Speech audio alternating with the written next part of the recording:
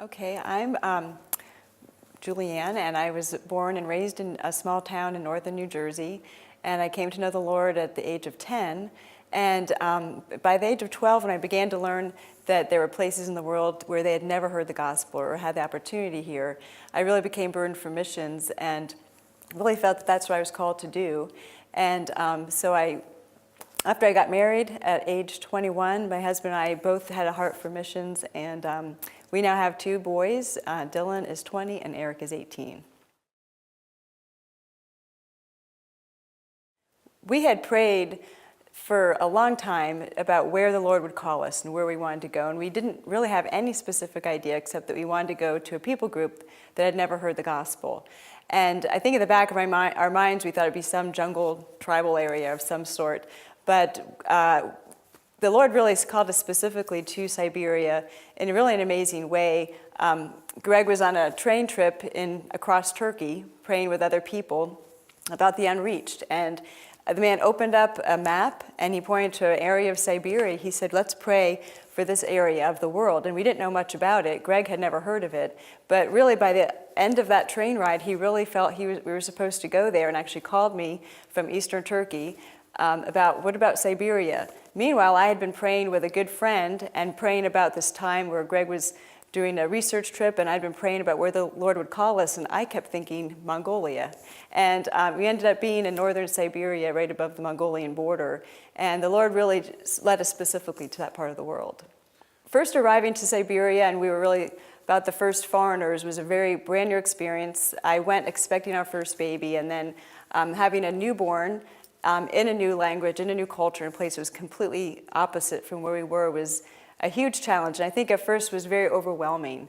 Learning how to shop at a new place, learning how to make friends, just how to function in the town and learn the language. But what I think one is the hardest part was that we really had no one else to depend on from our own language. But the good part in that is that we ended up meeting people and depending on them to help us and to show us how to do basic things, which is very humbling at first because you think, I can't even buy bread.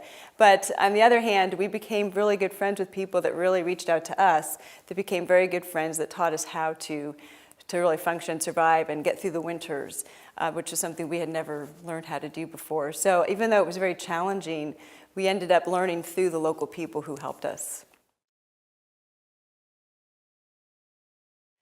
Yeah, I think about that a lot. I think about people who are now going into new languages and new cultures.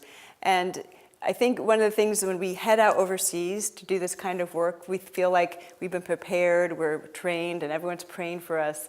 But the reality is when we get to a new place, we are brand new in everything, and we lose so much of our independence, and learning to depend on simple things like how to pay an electric bill can be very difficult. And really learning, it's hard. You lose a lot of your identity and your abilities because you lose even the way to communicate.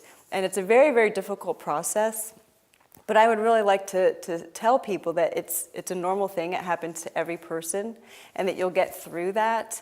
It takes time, but to really depend on the Lord for those times, knowing that He will help you through each thing that you're going to go through. And at first it's very, very uncomfortable, but one day, if you can look for the long term, the things that are so new and unusual to you will one day become routine and become common and become normal.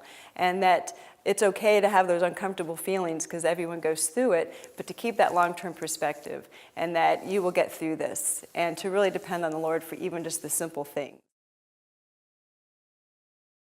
I have no regrets raising our sons overseas, and I think part of their positive experience in that is, I mean, they love where they live, they love Siberia, was the fact that we always instilled in them that this was a part of their life and a part of their heritage, and that the Lord had placed them there as well. The Lord called their parents to go there, but they were a part of that story too. And they got to be a part of seeing people come to know the Lord and a church planted in an area that had not seen that before, and that's a real privilege. And that we valued people, we valued and loved the people there, whether they're the deaf or hearing or whoever they were, that they were important. And they were always in our homes, and that our boys were a part of our ministry, and that they were a part of seeing God work there. And they still love it there.